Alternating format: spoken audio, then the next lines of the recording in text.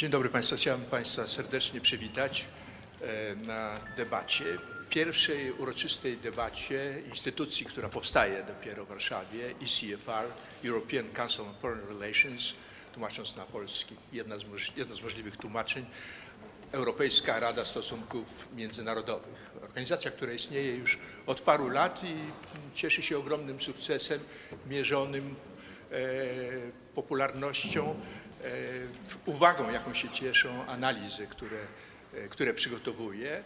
W skład Rady wchodzi kilkadziesiąt osób ze wszystkich państw europejskich, osób wybitnych również z Polski. Przy okazji posiedzenia Rady Fundacji, posiedzenia Zarządu Rady postanowiliśmy zorganizować tę pierwszą debatę i wybraliśmy temat bardzo ogólny, dlatego że w Polsce, ale nie tylko w Polsce i w innych krajach, jak się mówi o polityce zagranicznej, zazwyczaj uwaga jest skoncentrowana na problemach stosunku danego kraju ze światem otaczającym. I to jest również prawdą, jeżeli chodzi o Polskę, mówi się o sąsiadach, mówi się o Unii Europejskiej, o stosunkach ze Stanami Zjednoczonymi. Rzadko się mówi o polityce całej Unii Europejskiej i rzadziej jeszcze się mówi o problemach świata. Zaproponowałem ten bardzo ambitny temat jako właśnie początek, bo mi się wydaje, że zaletą naszej Rady, która stara się wyjść poza opłotki narodowe, tylko przygotowywać to, co jest na razie duchem w poszukiwaniu wcielenia, to znaczy wspólnej polityki europejskiej, chcielibyśmy właśnie rozpocząć debatę, której centrum nie będą interesy narodowe, chociaż oczywiście one znajdą, przypuszczam, miejsce w naszych wystąpieniach panelistów, tylko o problemach Europy i o problemach świata dzisiejszego. No mamy wybitnych uczestników, których nazwiska Państwa widzieli w ogłoszeniach. To są wszystko członkowie naszej Rady, Europejskiej Rady Polityki Międzynarodowej. No, chciałbym przywitać przede wszystkim pana ministra Radosława Sikorskiego.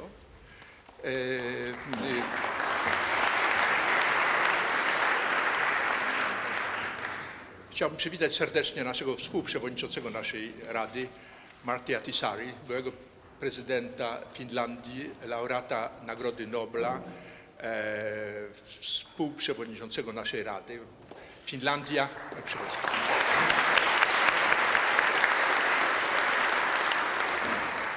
Finlandia od wielu lat robi swoistą karierę w polskich debatach publicznych jako przykład, fascynujący przykład awansu, niesłychanego awansu cywilizacyjnego, utożsamianego zazwyczaj z Nokią. Otóż Martti Ahtisaari jest drugim produktem eksportowym najbardziej znanym w Europie. I'm sorry, I didn't say it. Tim, can you translate, Martti? Poza tym mamy trzech bardzo wybitnych specjalistów, analityków, myślicieli europejskich, którzy zajmują się problemami polityki zagranicznej. No, najbardziej z nich znany w Polsce od lat 30. Garton, profesor z Oxfordu.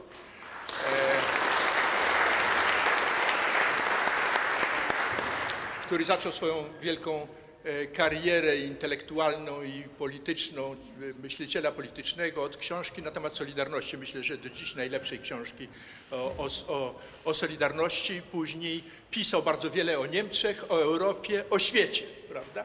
Coraz bardziej awansował, nie wiem zresztą, czy to jest awans, czy to nie jest awans, ale w każdym razie jego perspektywa coraz bardziej się rozszerzała. Ostatnio napisał znakomity artykuł o Bliskim Wschodzie w Europie, czyli problem imigrantów z Bliskiego Wschodu do Europy. Iwan Krastew, który od wielu lat jest częstym bardzo gościem na łamach naszych pism, gazet, jest jednym z najwybitniejszych myślicieli, intelektualistów naszej części Europy, uczestnikiem wszystkich wielkich debat na temat polityki zagranicznej, które toczą się teraz w skali globalnej.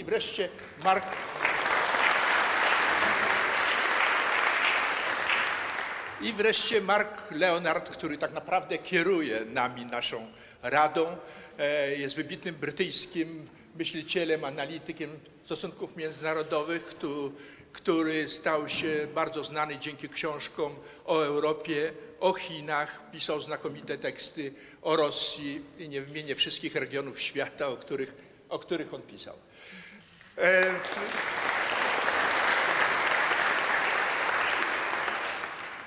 Proszę Państwa, przygotowałem sobie, mówiąc prawdę, notatki wstępne, i które posłałem dyskutantom, ale uważam, że ważniejsze jest to, co powiedzą uczestnicy naszego panelu. Wobec tego to krótkie moje zagadnienie bym zakończył. And I would like to ask you now, Mr. Minister, to start our as an introduction to our debate. I thought the president would start. The president, yeah, of course you are right. Can you, Martti, open our debate? I'm very sorry. Alexander, thank you very much for your introduction. I was actually rather pleased when you mentioned that I came after Nokia, because the Peter Ahtisaari works for Nokia. It's my son. He's a senior vice president for design in Nokia, so the Peter commercial may be allowed to start with. I have been asked to make few opening remarks. First of all, I would like to bring greetings from Finland, which is even colder than Poland is.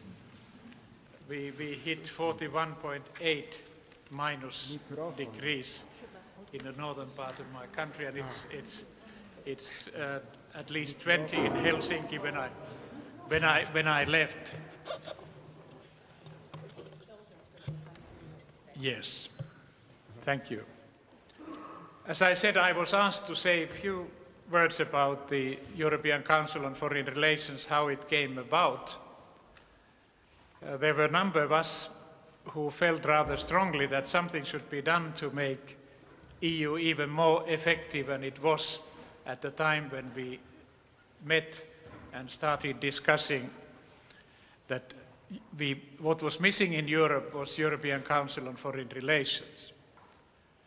And first of all, I was asked to chair a commission that would have produced a report. And I said, look, we have enough of these commission reports which no one reads. So can't you think of anything better? So soon after consultation, the idea emerged that no, we didn't need commission that would have produced a report. What we needed was a permanent European Council on Foreign Relations. Many of us had been working in the United States and seen how the American Council on Foreign Relations works, and we felt that something of that sort was needed in Europe too. We very quickly agreed on principles, the statement on principles, which all of us who joined in the beginning and thereafter have accepted. And I read you those. Please bear with me. They are not that many. There are 5 altogether. There's a preface, first of all, that we call on the governments of the European Union to develop a more coherent and vigorous foreign policy informed by our shared values, dedicated to the pursuit of our common European interest and sustained by European power. We endorse the following principles. First, when faced by the great powers of the day and the rising giants of tomorrow, individual European countries regard the world as beyond their control. But if it speaks with one voice, the European Union can help shape the world order. Second, it is only by acting together that European Union countries can effectively pursue their common interest, from combating climate change to reducing poverty, from defending human rights and averting genocide to stopping the spread of deadly weapons and addressing the causes of violent extremism. 3. The European Union's foreign policy should be backed up with all of Europe's economic, political, cultural, and as last resort, military power.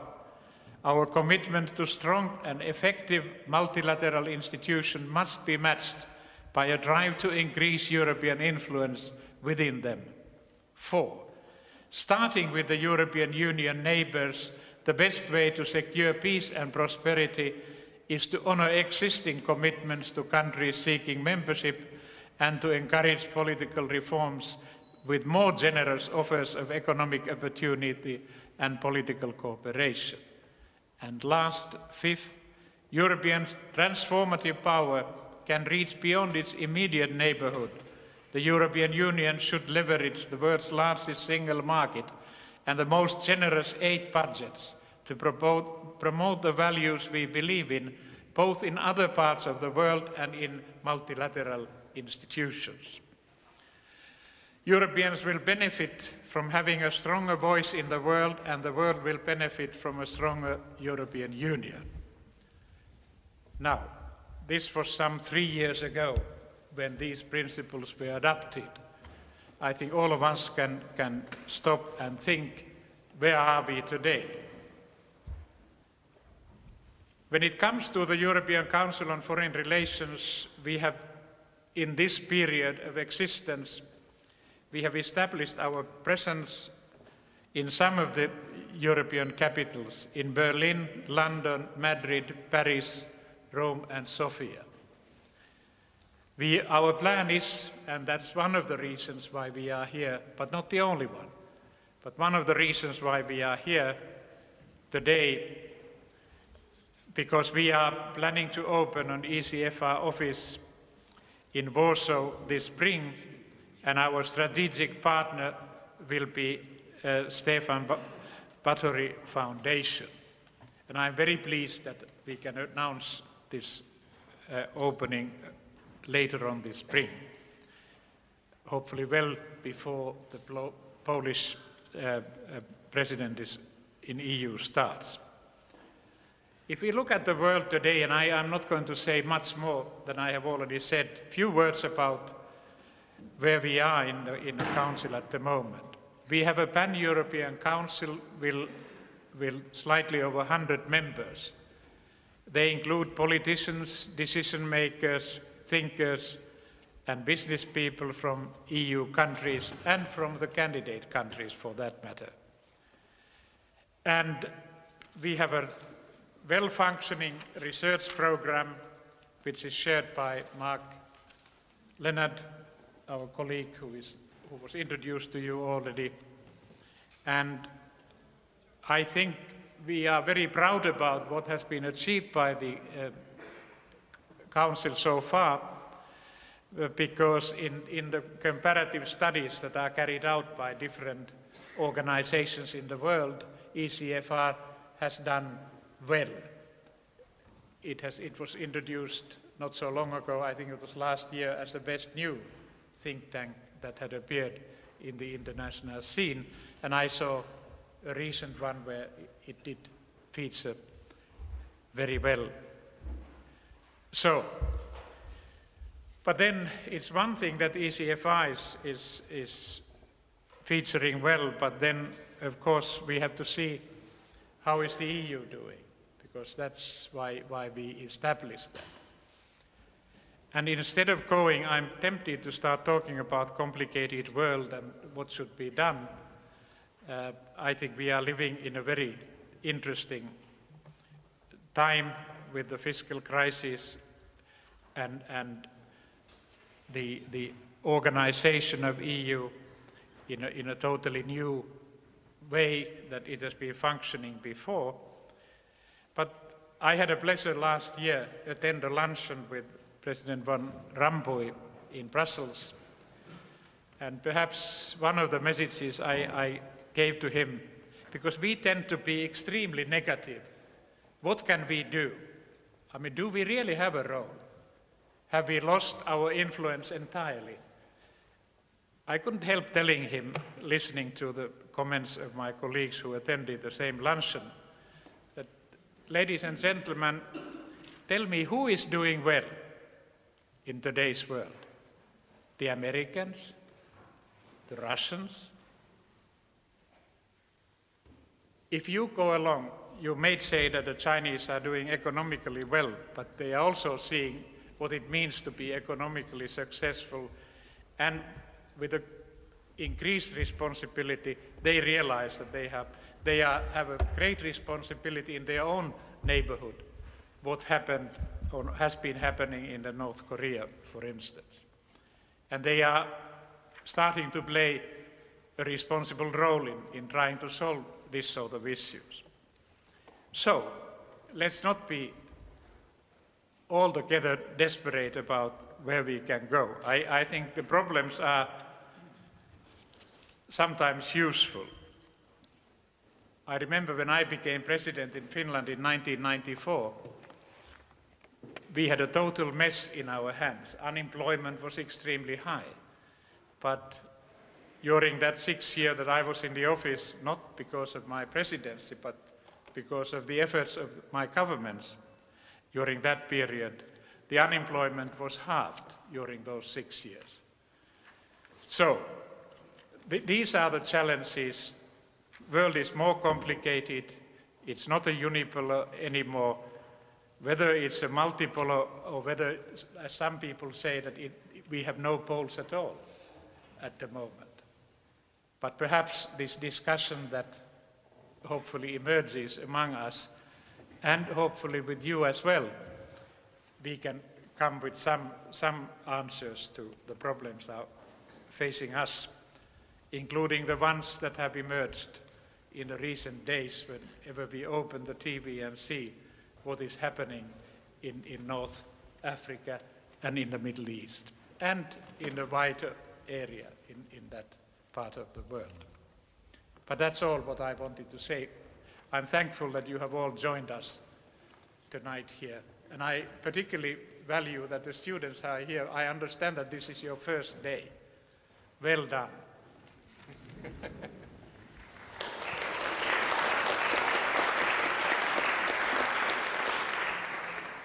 Thank you, Mr. President. Teraz poproszę o zabranie głosu pana ministra Radosława Sikorskiego. Ze względu na szacunek dla naszych gości będzie on się wypowiadał po angielsku. Bardzo proszę. Thank you, Mr. Chairman. I've done my homework and I read your brilliant article over the weekend with the title that anticipates our discussion this evening. And I was particularly struck by a quote from a friend of ours, Gideon Rachman, in the Financial Times, which I shall have to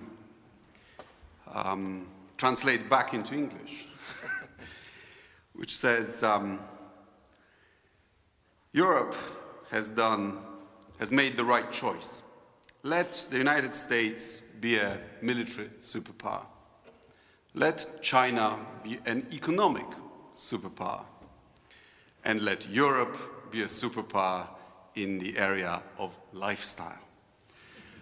Europe can remain the continent of beautiful cities, the best food and wine, the richest cultural heritage, the longest holidays, and the best football teams. The life of the majority of Europeans has never been so good. Sounds wonderful, but unfortunately, in the real world, it doesn't last. History is replete with examples of rich and comfortable nations and cultures being conquered, either internally or externally, by more ruthless, albeit less sophisticated societies. It is said that demography is destiny. And if that's so, then we have to resign ourselves to the proposition that our relative power in the world is going to diminish. And power is always measured in relative terms, because power is by comparison with others. So even if our population, our European population, stabilizes at perhaps a somewhat lower level than today, in the years and decades to come, that will not address the demographic tsunami that we have rising up on the other side of the Mediterranean and in what used to be called the Third World. So what I see as the challenge for us Europeans is how do you maintain our power and wealth with an older and relatively smaller population by comparison with the rest of the world. And I would argue that it can be done, but it would require bold action on our part. I'm sure many of you read the brilliant book by Professor Kennedy in the 1980s, whose central thesis was that powers rise and fall, and they generally fall because of imperial overstretch. And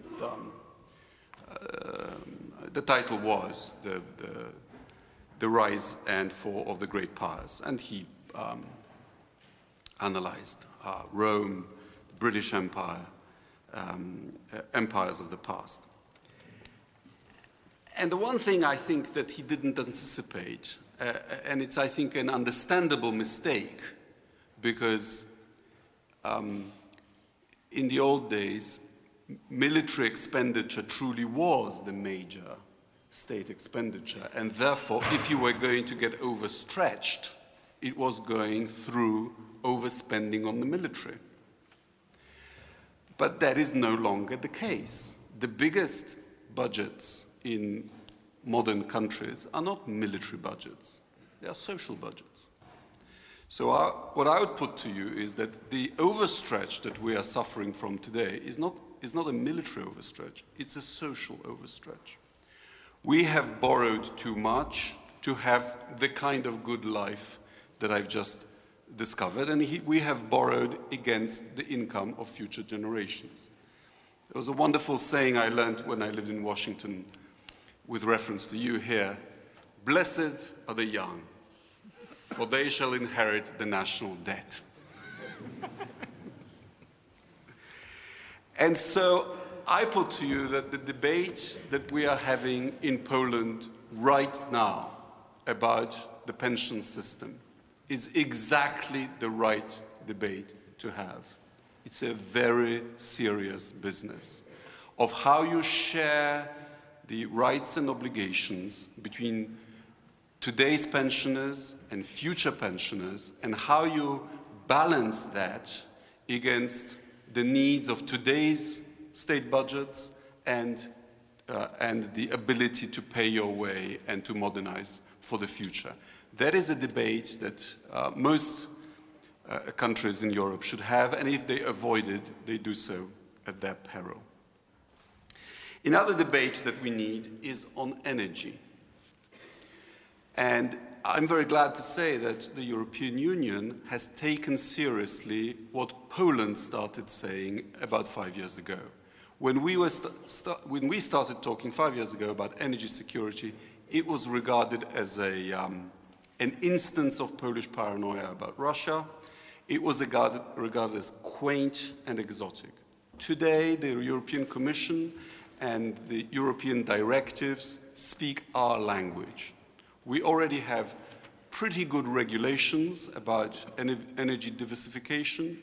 We now need to put them into practice. And I'm very glad that Poland is the country which has concluded the first agreement with Russia, with an external supplier, but it happens to be Russia, based on Europe's third energy package, with third-party access to gas pipelines, and with all kinds of things that hopefully will make the European energy market more competitive, and therefore the whole system more secure.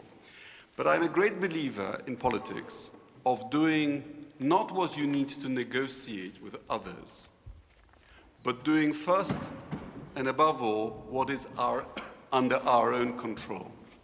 And what is under our own European control is the way we create the internal European energy market and the physical interconnectors that we build between member countries so that we can help one another in crisis. And that's starting to happen. So this second challenge to Europe's wealth and future security is being addressed.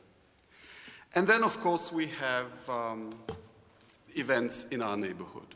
First, Belarus, which has now been somewhat covered up by events in the Middle East, and revolutions in Tunisia, Egypt, and now Libya. In this part of the world, we know that not all revolutions bring progress, bring better outcomes. But these events at least create the hope that that demographic tsunami that I was talking about will find an outlet into development, into greater opportunity in the countries where those tens of millions of young people actually live. Because the alternative is that they will come here and we will not be able to cope. People and goods travel to where they command a higher price. And they command a much higher price here. But we have also learned that immigration, particularly from culturally incompatible countries, is not a free good. It's very tempting to think that by opening up the gates, allowing all those young people to come and work here, we solve our own social, budgetary, and demographic problems. We don't. We just delay them because they will become pensioners too. So it's not a solution. The solution is to create conditions where they live for those countries. And here I think Europe can be part of the solution. And here I'm reinforced in my basic instincts and in what we've been saying inside the EU over the last few years. Namely, that it's a bit of an illusion to expect Europe, which doesn't often treat its own external policy seriously, it's a bit much to expect the United States, China, India, and others to treat us more seriously than we treat ourselves. But where we do have a great deal of influence, where we can affect events, the area which we can reshape in our own image is our neighborhood. Because in the neighborhood, we play to our advantages. Our advantages are that people in our neighborhood, be it in the East or in the South, would like to have the kind of life that we've enjoyed and that they see on their television screens and that they aspire to. And we offer an attractive civilizational model. And more than that, we actually have procedures, institutions, and resources to affect the situation in their own countries.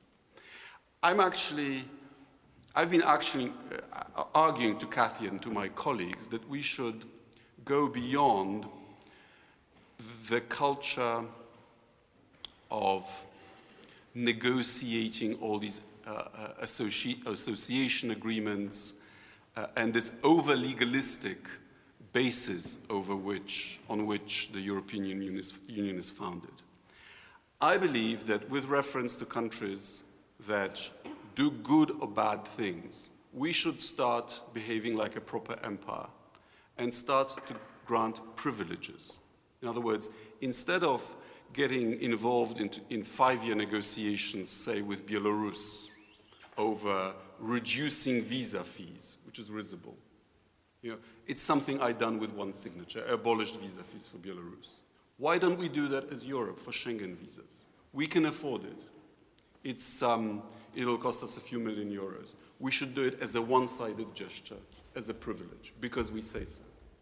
And similarly with trade concessions. We can afford to extend free trade privileges to some of the very poor countries in our neighborhood when they do things that we approve of. And that means, of course, privileges can be withdrawn when bad things happen. We should start being less apologetic about using our resources to political ends that we find desirable.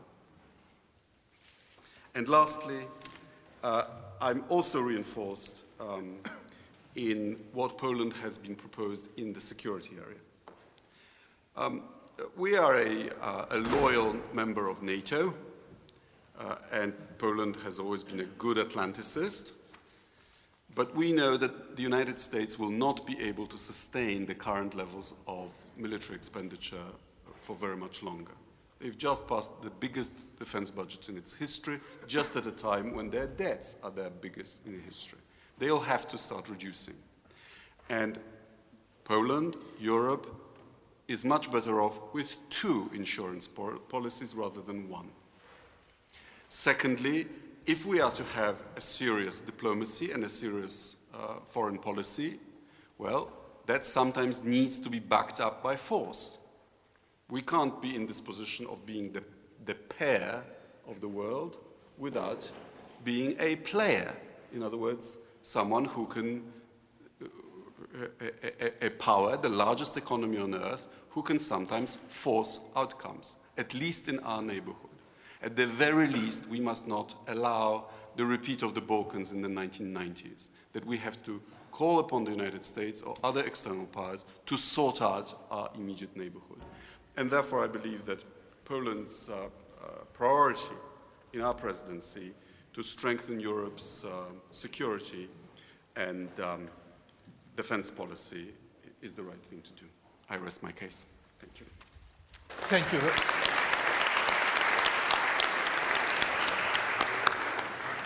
Thank you very much, Minister. And now Timothy Garton, please, has the floor.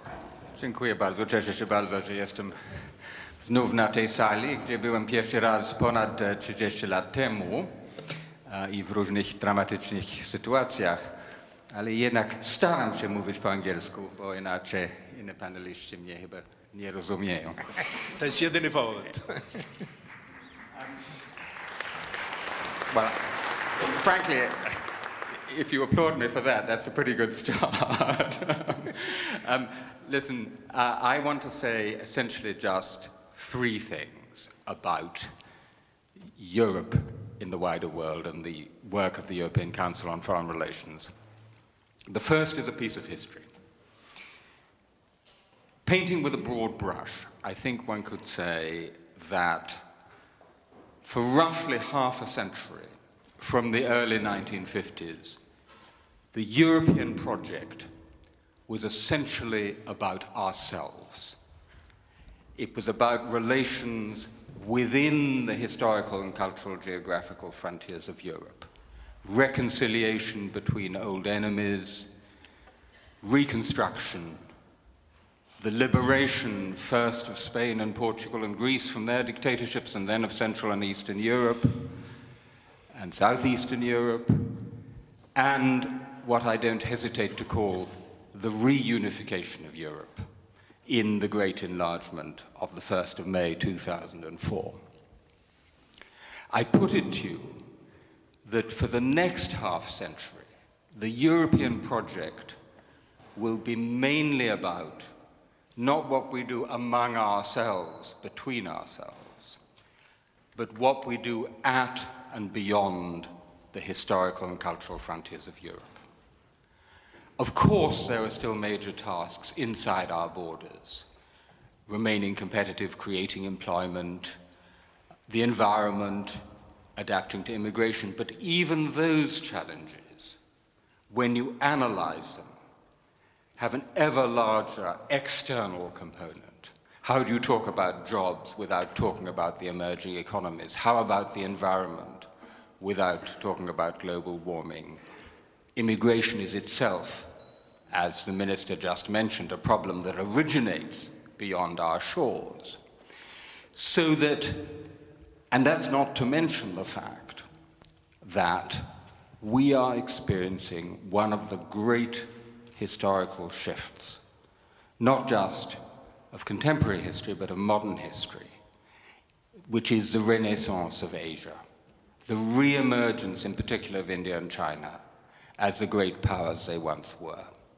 So that we are moving into not just a post-American, but a post-Western world in which the relative power, not just of Europe, but of the West as a whole, will be less. And as the minister rightly said, power is relative. And therefore, we have to get our act together to defend our own vital national interests. Even the largest European power, that is to say Germany, will be a dwarf in the world of giants into which we are entering. No area in the world has such a great gulf between its potential power and its actual power. The potential of Europe, the largest economy in the world, the largest aid donor in the world, having the largest diplomatic service put together in the world, and you can go on, is enormous. The actual is often pathetic. And that is why, for me, the pursuit of a genuinely European foreign policy is the great cause of this decade. As for me, the liberation of Eastern Europe was the great cause of the 1980s, the unification of Europe the great cause of the 1990s. This is the great cause of this decade. And the European Council on Foreign Relations, ladies and gentlemen, is not just any old think tank. It's not a talking shop. It is devoted to a single strategic purpose: the formation and promotion of a more united European foreign policy. That is our goal. It didn't, I think, Chairman, quite emerge in your translation. I mean, maybe we should try for another translation of European Council on Foreign Relations, because what it really is the Europejska Rada dla Europejskiej Polityki Zagranicznej. That's what it really means. Second point, if we want a European foreign policy, how will it be made? It will not just be made by having someone called a high representative in Brussels and an external action service. That is a necessary but not a sufficient condition. A European foreign policy requires two elements: effective institutions and an effective high representative, which one day we shall achieve, on the one hand, and on the other, strategic coalitions of willing and able member states. Nothing will be achieved significantly in any area without the combination of those two elements. When you have them, the strategic coalition and the institutions, something happens. When you don't, you don't. This brings me to my third point, which is about Poland, as you know, a country about which I care deeply. Poland clearly has the potential to be one of the big six in the European Union and in EU foreign policy. And I would say that in the few years since Poland joined the EU, it has gone a long way to do a part of that, particularly in the very significant impact Poland has had in EU thinking about the Eastern neighborhood, Ukraine, Belarus, and others, energy policy, energy security, and to some extent Russia. Starting, by the way, with the EU reaction to the Orange Revolution in Ukraine, which in effect was made in Poland, let's be frank. And I'd like to pay tribute also to the current government of Poland and to the foreign minister who's with us today for their contribution, again, in shaping EU policy in these areas, which has been very significant. But to be really effective, there's another element which is needed, which is this. EU foreign policy cannot be just about every major member state trying to upload into EU foreign policy its own particular concerns. So it cannot be that the Poles talk only about Ukraine, the Spanish only about Morocco, the Brits only about America, and the Italians only about Berlusconi, but that's a different story. It has to be the case that Britain also has something to say about Eastern policy, that Spain has something to say about Ukraine or Belarus, and that Poland has something to say about Morocco and the Maghreb, where, as we speak, the most extraordinary events are happening. We can discuss about whether it's rightly called an Arab 1989 or not, but it's certainly something very remarkable. We could perhaps talk in this panel a bit more about how exactly that works, that interaction between, so to speak, the policy that you have to your immediate neighborhood, your prime concerns, and the policies others have towards them and vice versa. But some such interaction is needed. In other words, Spain has to have something to say about Belarus, and Poland has to have something to say about Morocco. And by the way, I would say to what the Minister just said, I think the challenge, which you rightly mentioned, of a neighborhood policy towards the south as well as the east, is in one respect significantly more difficult. Not just because of economics or demography, because at the end of the day, there is for Ukraine and Belarus the prospect of EU membership. And I tell you here today in this room that one day Ukraine and Belarus will be members of the European Union.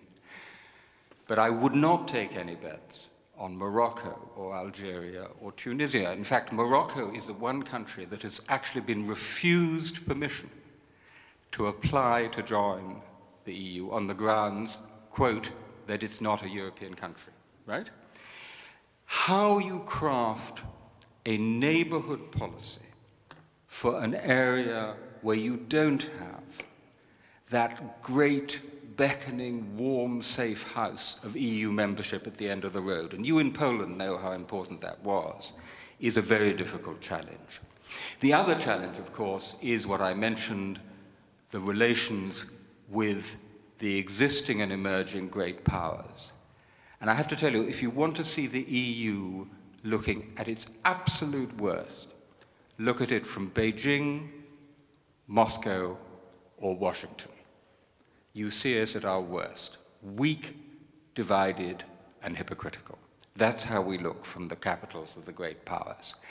And for us to have a common Russia policy, a common China policy, in the end a common America policy, that requires an even greater effort of strategic coordination, particularly between the major powers of the EU. So this, ladies and gentlemen, is what we in ECFR are hoping to contribute to.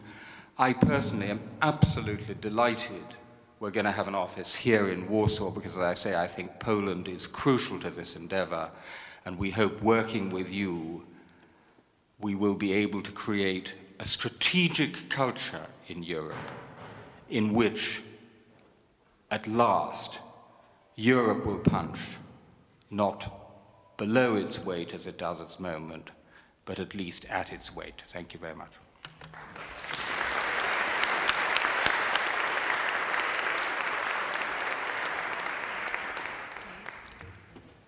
Ivan, the turn is yours. Thank you very much. First, you don't expect from me to tell you that Bulgaria is planning to lead the European Union in any direction. And it's even not the problem of size. I know that Nokia basically has this slogan, connects people. If you're reading papers in Bulgaria, corruption connects people. But it comes, and I do believe this is part of one thing that ECFR is quite important, and this is that even countries that are not going to lead European Union are living there.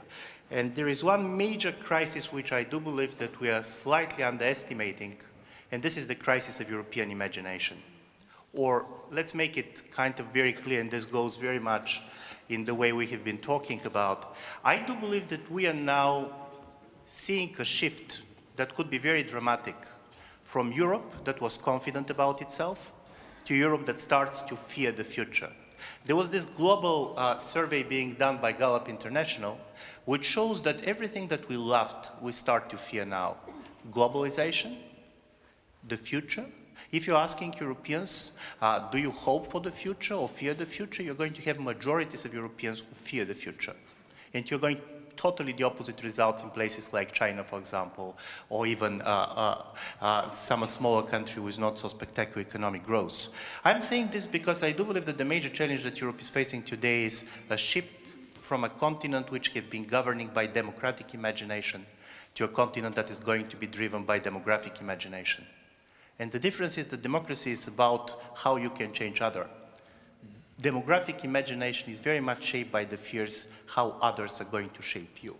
And from this point of view, even the reaction to the Middle East political revolutions is very interesting. If you look, and I'm not a specialist on the Middle East, there are two things that strike me immediately. The first is you're not going to see American or European flags neither being waved nor being burned. It's not about us, it's about them. And secondly, you are going to see after the first 2 or 3 days of excitement when people have been comparing with 1989, immediate shift to the problem of the immigration. Immediate shift. In a certain way, it's much more fierce than any hopes that are shaping our imagination. I'm saying this because from this point of view, European Council of Foreign Relations, in my view, is facing a challenge which not many talk about. Relative decline, it's fine. You cannot rise all the time. But the basic problem is European Union is not so much facing decline, but a choice to become a retired power. There is a difference between being declining and being retired. Retirement is a matter of choice. You decided not to be involved. You're deciding basically to maximize comfort over basically any type of involvement. You're deciding to frame the questions in the way you are sure that you have nothing to do with them. So from this point of view, European Union really risks to turn into the global political commentator. We have an opinion about everything that is happening in the world. We even can put money here and there, but we don't believe that we have anything to do with the world. And this trend is very much also in our domestic politics. And I do believe it has a lot to do with the demographic changes. In 30 years, more than 30% of the population of Europe is going to be older than 65. This is important, even in psychological terms. And I do believe from this point of view, and this is my second point, is European Union cannot play any global role if it is not a functional regional power. If European Union is not going to be effective in Europe, nobody is going to take European Union seriously, nevertheless of how strong our economies are and how much our aid packages are. And from this point of view, going very bluntly, I do believe from this point of view, European Union is facing 4 very simple problems. And this is how to stay together, because even taking European Union for granted, in my view, is something that should not be done. How to stay together and to be an effective player in a situation in which the geostrategic importance of Europe is going to decline, and at the same time we should try to manage 3 very difficult processes. One is Russia's decline over mid and long term. Secondly, probably Turkish ascendancy. And thirdly, America's partial withdrawal from the European continent. And I do believe all these 3 are very problematic because all 3 of them are affecting not simply the interest but the very existence of the European Union. And this is where I do believe, and this is going to be my last point, one of the things that very much is going to affect European foreign policy is also how we talk about this. Coming from a small country, very much in the periphery, and also being somebody who was 24 years old in 1989, I always remember in the 1980s the old communist discourse that is trying to trivialize and normalize everything that is happening in the world. This is this type of a political correctness which does not make meaning to anybody, but you are afraid to say anything meaningful because you fear the panic much more than the real problem. I do believe that there is a lot of trivialization and normalization which are now in the current European foreign policy discourse. There are real crises, there are real problems, and there are real choices to be made. But in order this to be done, I do believe we should change the nature of European debate about foreign policy, and I do believe this is one of the ambitions of the European Council. Thank you.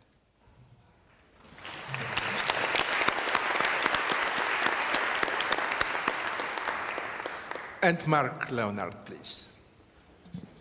What's left to say after these incredible presentations? I want to delve a bit deeper into 2 things. One is what I think is as a triple power transition, which is shaken the world. The pieces are in the air. The kaleidoscope has been shaken in Tony Blair's phrase. But I don't think the pieces have landed yet. And I think for Europe in particular, and for countries like Poland and my own country, Britain, it's particularly confusing. And so I want to talk a bit about this triple power transition, which is affecting the world, the European neighbourhood, and the EU itself. And secondly, I want to talk a bit about the changing nature of power in the 21st century and what that means for Europe. So I'll start with this power transition.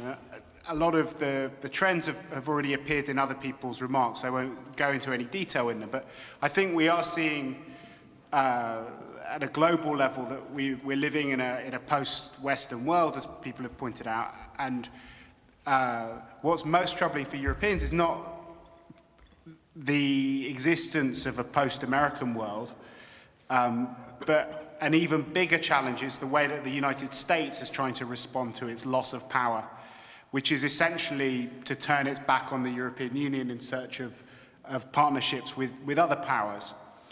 And that is having an enormous impact on the role of the European Union in America's strategic imagination, but also the way that we look at the rest of the world, because Europeans have traditionally looked at the world through a Western prism.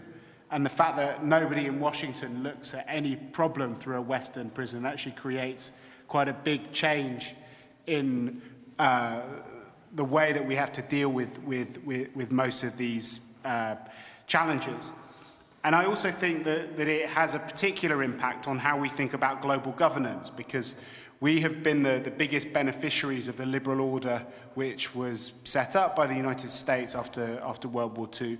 And we've had a faith-based approach that assumed that as other powers like China and India became richer and more developed, they'd have an increasing stake in the system, and that had given them all this wealth and become responsible stakeholders. And now we're seeing increasingly that they're much happier free riding on the existing system, trying to enlarge their own sovereignty, taking advantage of all the benefits of that system, whilst refusing to get sucked into the dirty business of supporting the order which has benefited them so much. And I don't see a debate amongst the liberal powers about how you can uphold the bias of this order. In fact, in Washington, there's much more interest in looking at how you can come up with practical solutions to the day-to-day problems of today and tomorrow with some of these great powers. And part of the solution to that is kicking Europeans out of international institutions. The second way that I think power is shifting is within our own neighbourhood. And I think the TV coverage of the democratic wave that's working its way through the Middle East gives us a perfect illustration of the problem. On the one hand, it looks like 1989, but at the same time, we know that democratization and westernization, which were two sides of the same coin in 1989, are pushing in totally different directions, and that this democratic wave is about the emancipation of countries from the West. It's the final stage of decolonization, and that the countries that emerge will be free, but they will be much less Western and much less interested in us than the dictatorships that are being blown away. And what's happening in the southern neighborhood has its echo in the eastern neighborhood of the European Union. Ivan Krastev and I have recently written a controversial report called The Spectre of a Multipolar Europe, but we looked in that at how the unipolar, multilateral vision of a liberal, single liberal European order embodied in NATO and the European Union, where the rule of law, pooled sovereignty and interdependence gradually replaced military conflict, the balance of power and spheres of influence, how that vision is running into trouble, largely because of some of the trends that other people have talked about, and Ivan talked about, particularly to do with Russia and Turkey and the withdrawal of the US to offshore balancing. And that means that we need to rethink how we deal with our neighborhood, because that vision of a neighborhood policy based on enlargement, never-ending enlargement, and of a single system which brought everyone in, I think is something which has been one of the keys to the huge success of the last 20 years. I'm still a big supporter of the enlargement process for the Balkans, for Turkey. But as Tim pointed out, there are many countries that are around Europe that won't be in the European Union in the near future, and we need to think about how we can actually create a system for ensuring the order of our neighbourhood, which doesn't only have one tool in it, which is continuing enlargement to all countries in our space. And the third change, I think, is within the European Union itself. And in many ways, this has also been sped up by the financial crisis, which has accelerated a process which Alexander Smolar rather wonderfully called the decolonization of Germany. Creating the euro was supposed to tie Germany down to bind it more tightly to Europe. But in fact, what we're seeing at the moment is that it's had almost the opposite effect. It's put the rest of the European Union on a Procrustean bed, where we have to voluntarily adapt ourselves to German expectations or be cut down to size by the markets. And as Germany has assumed this new role, it's disrupting many of the traditional structures that underpinned European integration, from traditional relationships like the Franco-German relationships, but to the very way that EU integration is done. Angela Merkel has spoken about the future of the European Union as being the union method rather than the community method. You're seeing the gradual sidelining of the European Commission. And this is also giving rise to strategies by other players to try and tame and channel German power. And I think for countries outside of the euro, like Poland and Britain, there is a particular danger of one of the unintended consequences of this being a two-speed Europe, where the gulf between the 17 and the 27 grows wider, which would have enormous implications for Europe's ability to have a common foreign policy in the world. So none of these processes are complete. I think they are all related to each other in that the shift in the global balance of power is also leading to a shift of power in the neighbourhood, and is one of the things which has actually made many in the German elite feel that they've outgrown the European Union. The fact that by the end of this year Germany will trade more with China than with France is one of the reasons maybe why the elite is defining its interests in a different way. But this brings us back to Europe, and I just want to end by talking about how I think there is a real opportunity in this world for the European Union to play a different role, because the challenge is not one of resources. The European Union is still an incredibly powerful bloc on the world stage. It's the largest economic power in the world. It is responsible for 21% of the world's military spending, compared to just 5% for China, 3% for Russia, 2% for India, 1.5% for Brazil. We are the world leaders in development policy, as Tim was talking about.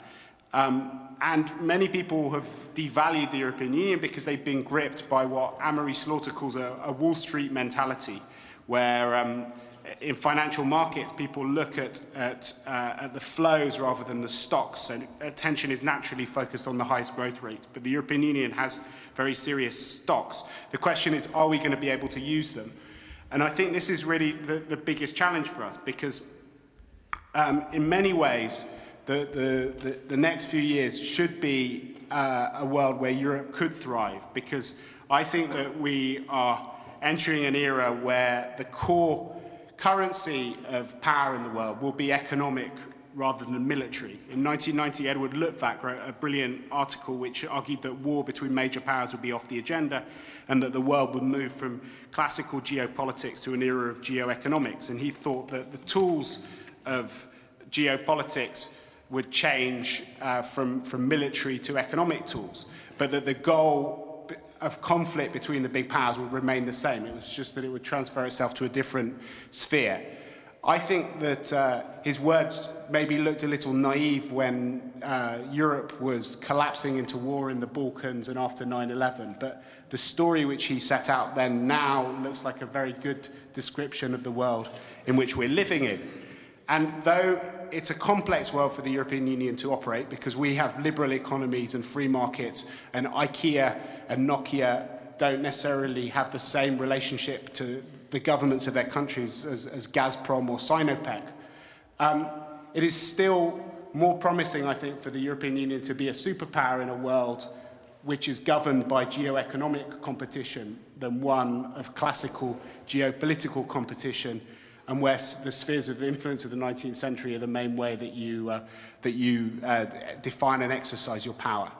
So the challenge, therefore, is whether we are able to rethink the way that we operate, how we manage our global relationships, how we manage our role within the neighbourhood, how we think about how we organise our domestic affairs, so that this incredible armoury and arsenal of power could actually be put to use in a more multipolar world to project and to underscore and underpin some of the values that we take for granted within the European Union, which is a world which is governed by international cooperation, multilateral institutions, and the international rule of law.